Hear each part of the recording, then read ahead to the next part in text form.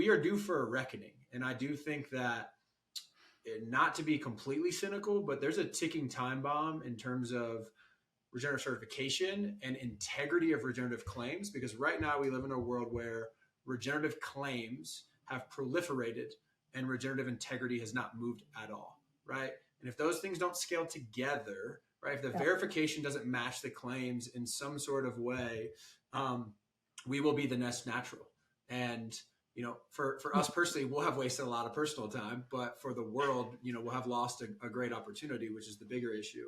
None of the certifications are going to win, right? We are not going to end up in a scenario where one of the 5, 6, 7, 8, 9, 10, however many you want to count at this point, are going to just be the winner, and that's going to be the end all be all, right?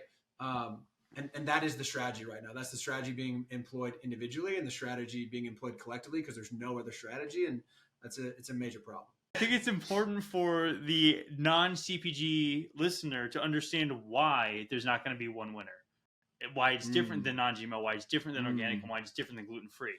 Those are binary things. And regenerative is so context-based. There's so many variables in play.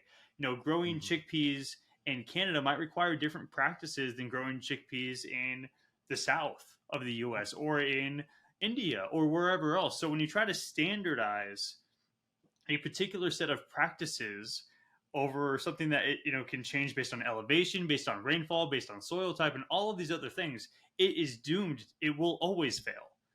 And we actually need to embrace the fact that we have these competing certifying agencies, because they can all have their specialization in certain places, in certain crop types, in land-based versus sea-based versus animals versus plants. Like, we need to honor all of that work and find a way for us to work together to succeed, to allow what Ash said perfectly before, allow for the nuance of food to be communicated.